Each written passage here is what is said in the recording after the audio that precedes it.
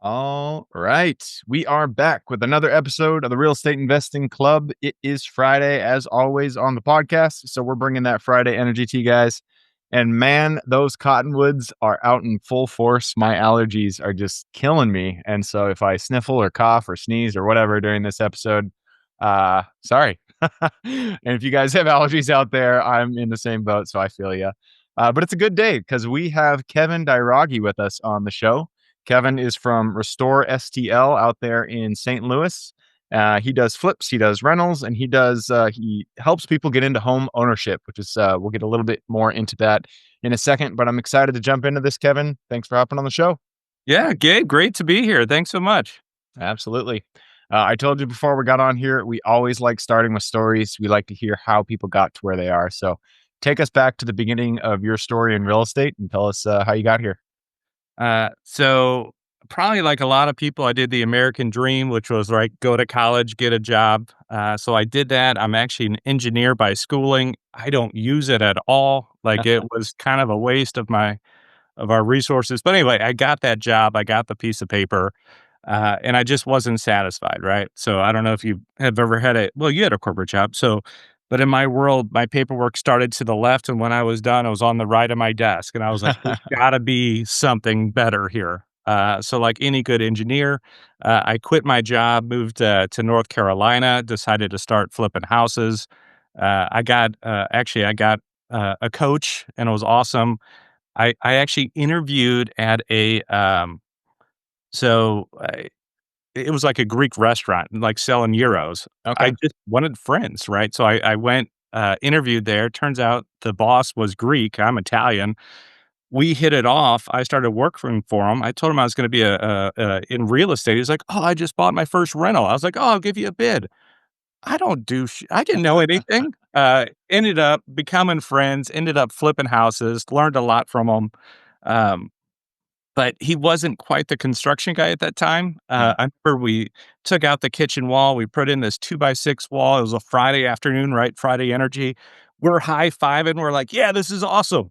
Boom, wall Oh. falls down, we're like, "We don't know shit about construction." So it was one of those, we brought in another guy and, I ended up, I'd say I have 2 coaches, right? One taught me business and life, the other taught me construction. Mm. Uh, and it was kinda interesting, that dichotomy, of how that happened, but Nice. started So the getting a first taste flips of that it. you guys got into, you did the work yourself. You were swinging a hammer. I was, That so is a hard way actually to go about it. no, so here's the thing, Gabe, like, at that time, we didn't have the Facebooks and the YouTubes and all the stuff like we do now.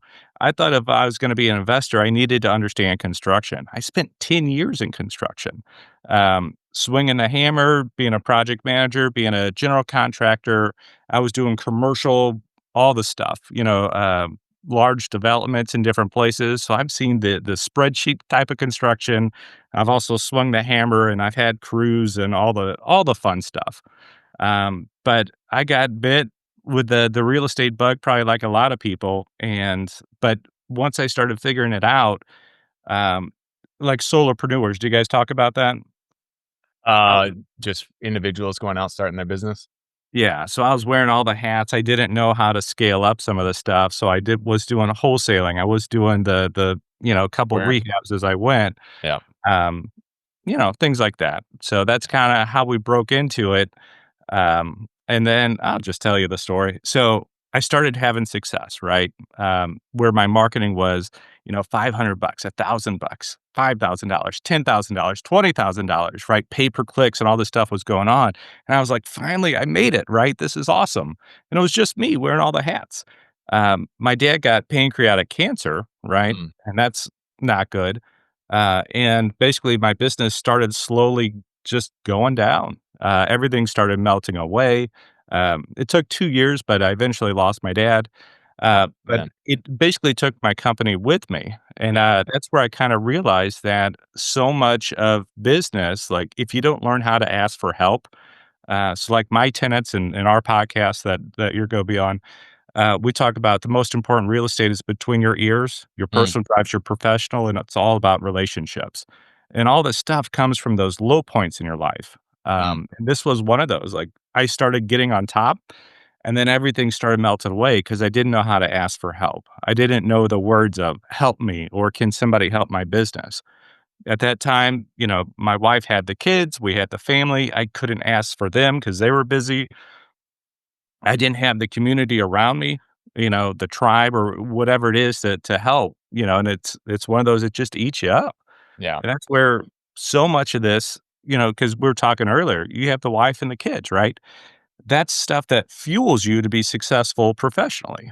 Yeah. Um, and vice versa. When life is good at home, you're more successful at work and vice Mhm. versa.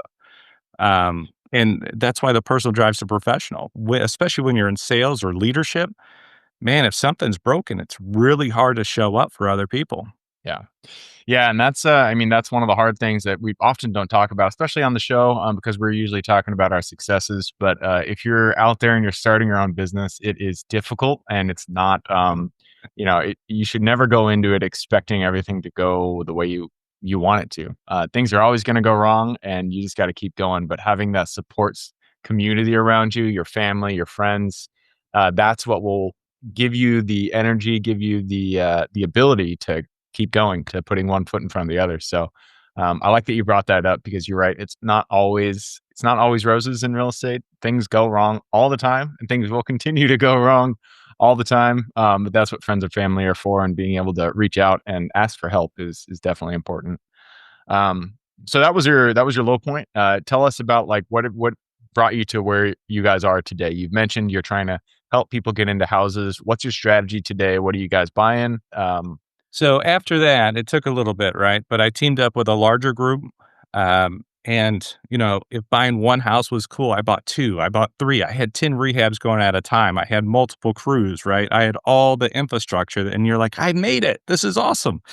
And then you're like, I'm a professional, like adult babysitter. Like that's Yeah. what I do with my time. And I'm like, all the joy was kind of taken away from it. But I couple years of doing that really burns you out, and that's when I kinda flipped and I started doing more of the speaking and the teaching and the coaching and helping empower other people. So now I still have now I have crews that I hire. They're 1099s, but, I don't carry all that burden.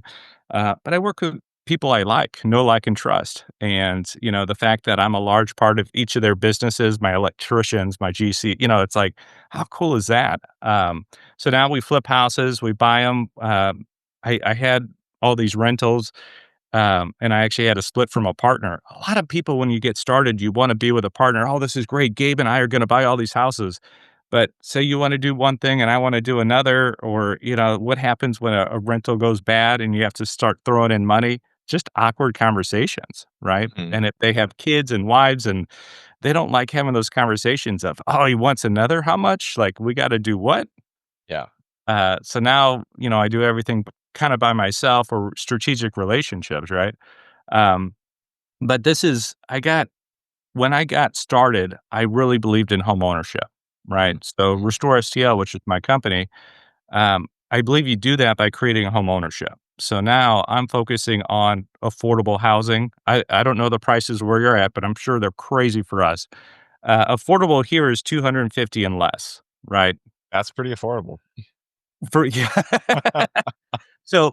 But here, like, we have a lot of houses in the Midwest, especially St. Louis, I mean, that are about 75,000 or $100,000, Mhm. and that's why a lot of outside investors are buying in St. Louis, right? Because I have some of my properties I bought for $45,000, and they're paying me $1,000 rent, and they're nice neighborhoods, right? Yeah. So, that's what the Midwest has, a lot of interest in, right? Single family houses like this. So I have, some paid off rentals and it's great, but I'm like, I really want like you've heard of Ferguson, right? All the issues that have happened. That's all St. Louis, right? But Sorry, me, Ferguson? yeah, didn't you know about that? No, I haven't heard. Well, we don't need to get into All national the politics riots or and whatever stuff it that is. that was going on here. Oh, no, you don't know. Oh, that one. Yeah, yeah, yeah. Back in Yeah. a long time ago. Right, right, right, right. Yeah. Uh, so that's in the North County here in St. Louis. Got it. But there's a lot of this stuff, and I think a lot of that stuff happens when people don't have a claim to the city, right? They don't have Yeah. ownership. Yep. And that's where it's like, man, I really want people to get back to that grumpy old man, like, get off my grass, kids. Like sometimes that's what you need. Grandma or grandpa sitting on the rocking chair yelling at the neighbors, like sometimes you need that to stabilize neighborhoods. So that's kind of what I'm being able to create and do. I was looking at my portfolio. I'm like, man, here I own these things, but I really want these people to own their own house, Yeah. so I'm creating, it's a program called like the community loans, community programs that some of the banks actually they're required to do. They have to have certain loans for certain people or qualifications or lower income. Okay. Uh, Otherwise, they have to pay a fine. So they put money into this world, which can be really profitable for banks.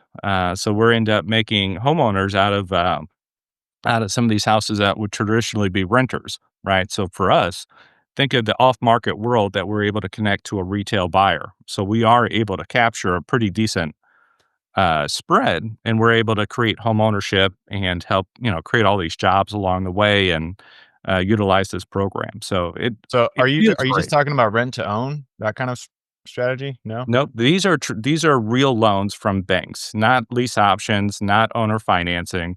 Those are good tools, right, to do this, but this is actually helping them become qualified to buy with a traditional 30-year loan.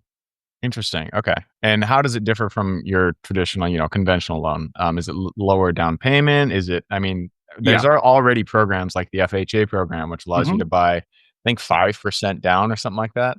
Yeah, Um, so I think some of these, it's if you could have, like, $1,500, oh, wow. That's like, cheap. you're able to be able to get on the program because the Interesting. banks are encouraged to make some of these loans. Okay. Uh And interest rates, I'm assuming it's just whatever the About the market same, rate is.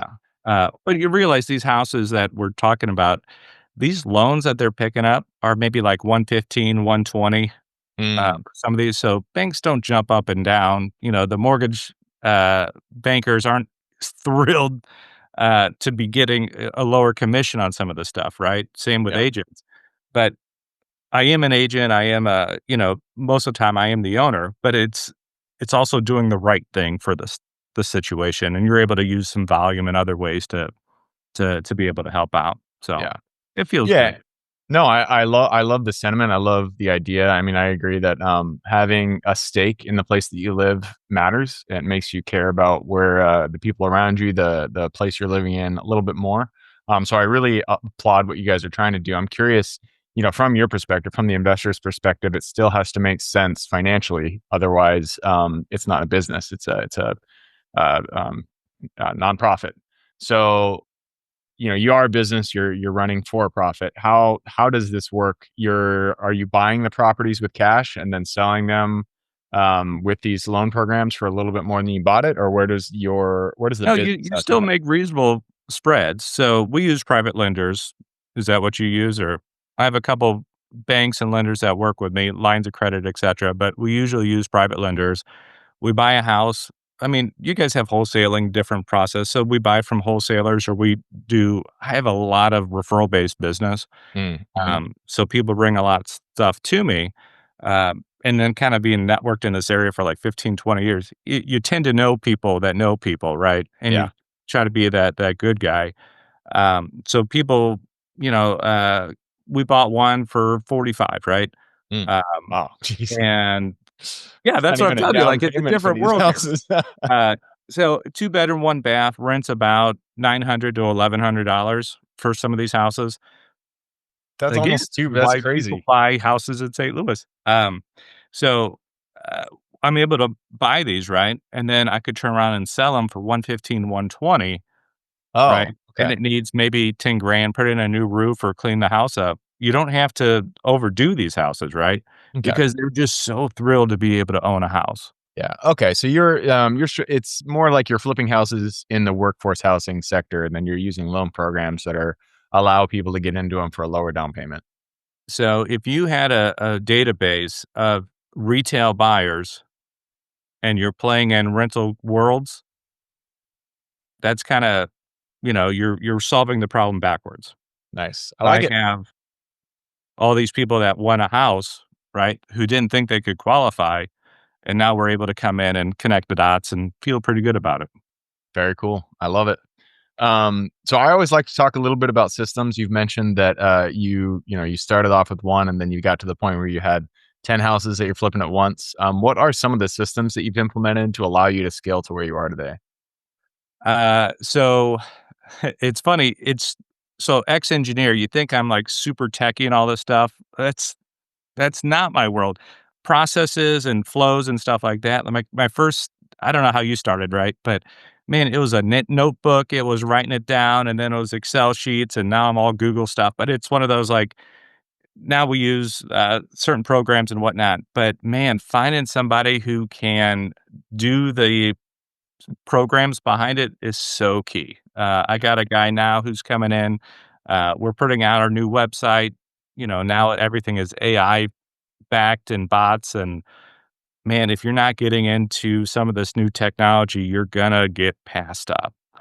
Um, have Yeah, you we embraced any of this yet? I have an AI AI answering service that for our calls, and it'll book calls right onto our calendar and we don't even have to take them. It's crazy. Isn't it nuts AI, what is I'm a huge fan of what's happening. We're I'm trying to be on the cutting edge of it and understand everything that's happening. Yeah, it's pretty I cool. like the I like the cutting edge side. I just don't wanna be passed up. Yeah. I think there's gonna be some companies that I mean, you'll still get the referrals or some of those things, but man, if you're not I mean, talk about it's not even fishing anymore. You're just pushing the fish towards and people could get answers to questions. They get to know your voice, right? How you Mhm. sound or how you answer. There's some bots who think they're real people, like talking on the it's like, wow, that is kinda silly. Yeah. But I'm still a huge fan of the personal touch. Like that's my world. We were talking about this earlier about the conversations and stuff like that. Like here locally, like we have RIAs and meetups, probably just like you do. But man, I'm the hugger. So even the people I was just at a bourbon tasting last night, and it was one of those like, oh, yeah, my husband told me you're gonna hug me, so here we go. Like here's like Bring it uh, on. Let's do this. being Italian, you hug when you meet, you hug when you leave. That's just how you do it. So No, I like that. I've got a friend who has a big Mexican family and they're all that way. I'm Norwegian, so we're the exact opposite, but I do love I love the hugging. It's pretty great. All right. Well, hey man, I find your niche, right? Find what would make sense for everybody. yeah, there you go. All right, I just took a peek at the clock. It looks like we have run it down, so it's time to jump into the quick question round. Are you ready? Sure, let's go. All right. Starts out with education. Could be any form. Could be a conference you've gone to, mentorship program you've been a part of, movie you've seen, book you've read, anything. I need two recommendations: one for general life wisdom, and then one for real estate. So, hmm, general life wisdom. So I'm a huge fan of actually it's right here. Oh, he's getting the book. So, well, my thing is here. So I'm a huge fan of this book, David and Goliath by Malcolm Gladwell.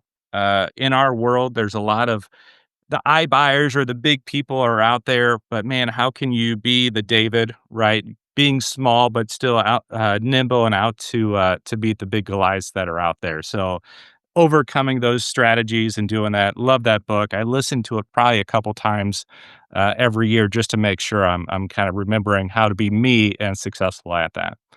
Nice. For real estate, so I happen to be a speaker at it, but the Gateway to Freedom Conference here in St. Louis, Rich Groves puts it on.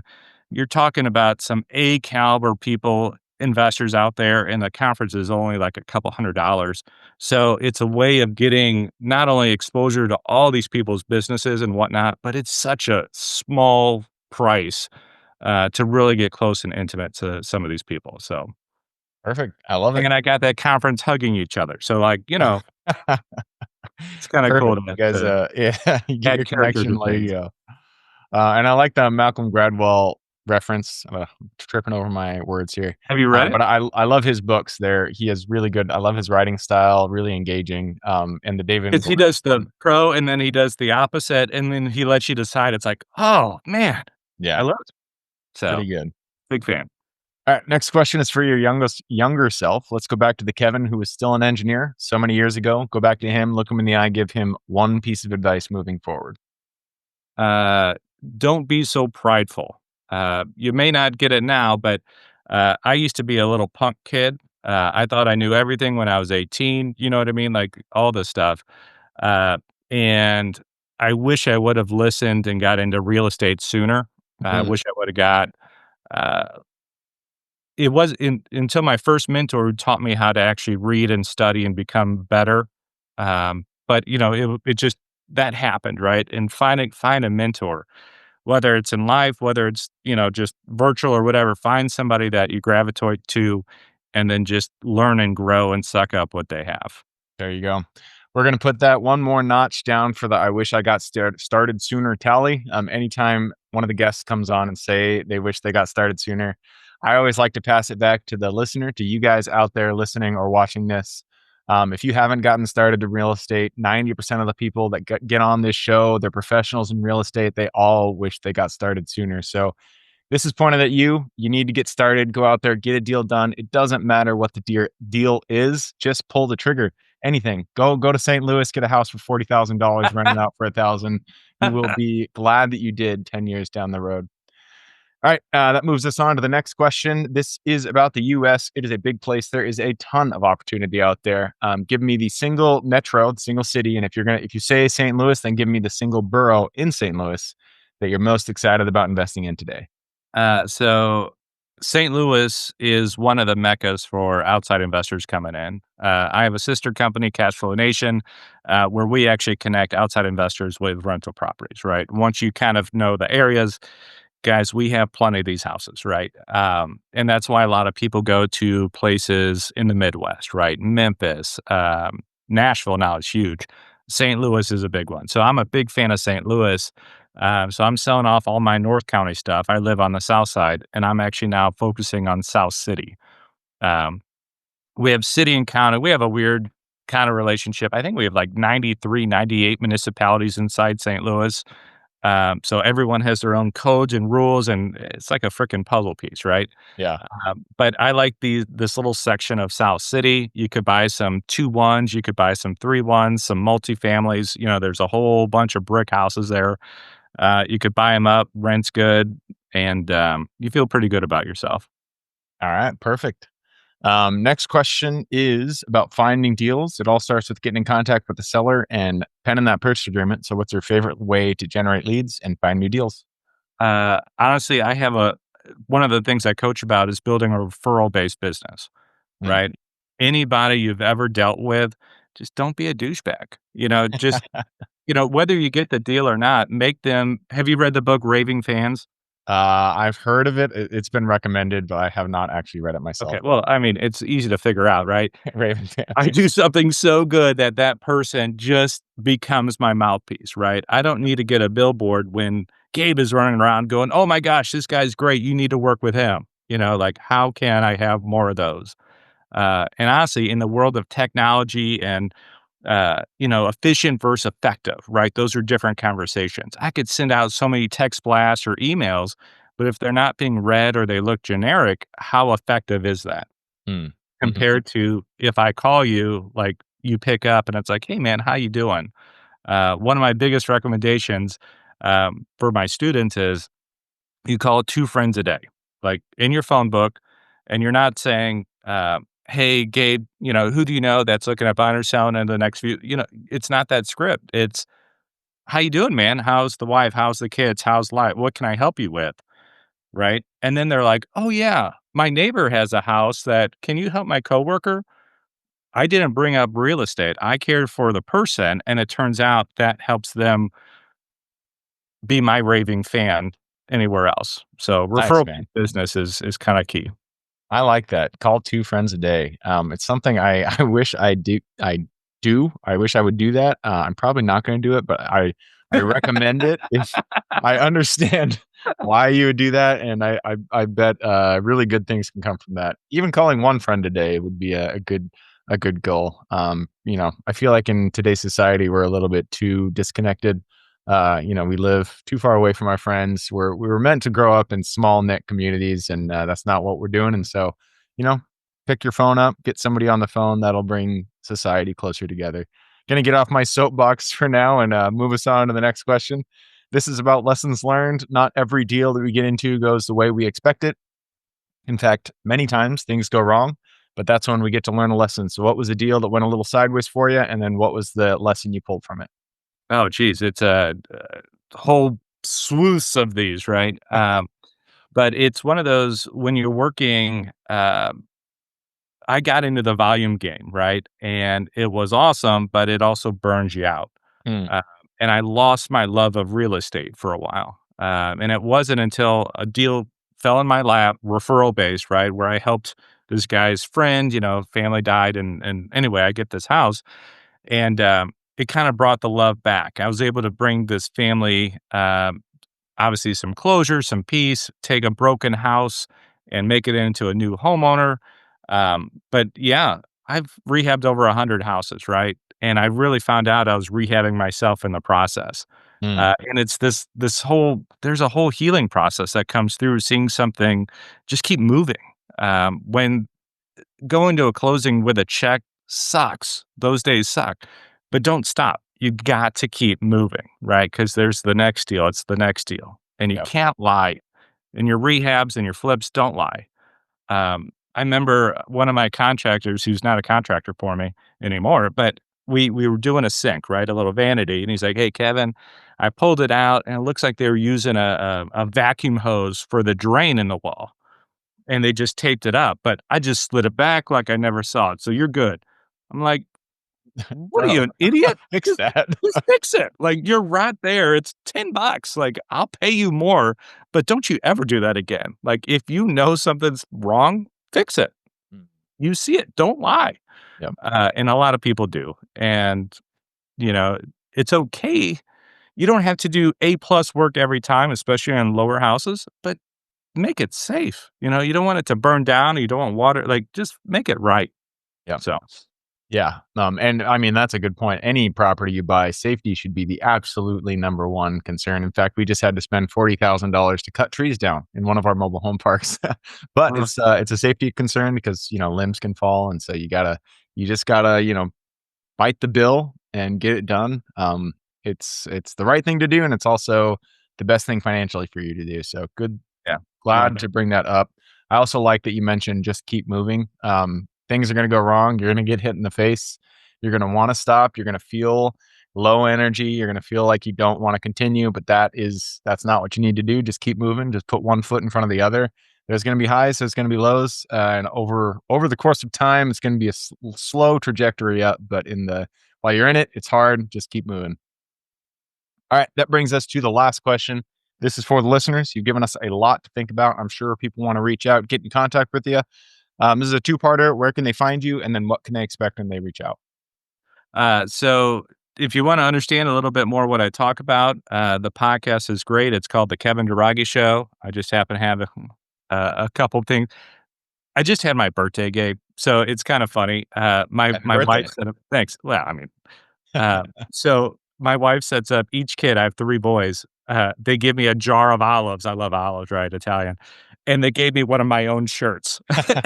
So I opened one, I'm like, "Oh, this is awesome." I opened the next, I'm like, "Oh my gosh," and, I ended up with a bunch of my own merchandise, so I'm like, "Oh, that's funny," like, but, I mean, I got other stuff, but I just really liked, what we did there, but, the Kevin Dairaghi Show, we talk about real life, real estate. We have our highs, our lows, but we really need to make sure we are investing in ourselves, because real estate is an amazing tool, but it's just that it's a tool. And if you don't know how to use it or you give it too much, it could take your life away, but it could also give you an amazing life. You have to learn that balance.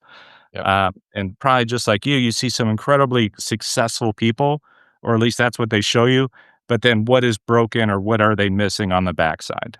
So I kind of believe a little bit in that balance and being able to, or at least recognize, hey, I'm doing a sprint, but once this is done, I'm going to pause to make sure I make it up to friends, family, kids, etc. Yep. So if people want to get involved with your show, if they want to listen to it, where do they go? So it's on iTunes, Spotify, YouTube, Instagram, Facebook, all the places, right? All the It's stuff. just my name, email is kevin@kevindairaghi.com. I hired 5 people, Gabe, to come up with a name, and this is what they gave me. So I'm just saying, I didn't come up with this. And if you guys are curious how to spell Dairaghi, it is Dairaghi. So just search Kevin Dairaghi with that spelling and all of those platforms. You'll find it. We will also put the links in the show notes. So if you guys want to click a little more in the description, it'll pull down that full description. In there, you can find Kevin's links. All right, man. That wraps it up. Thank you very much for hopping on the show. Hey, thanks, Gabe. Thanks so much, everybody. Absolutely.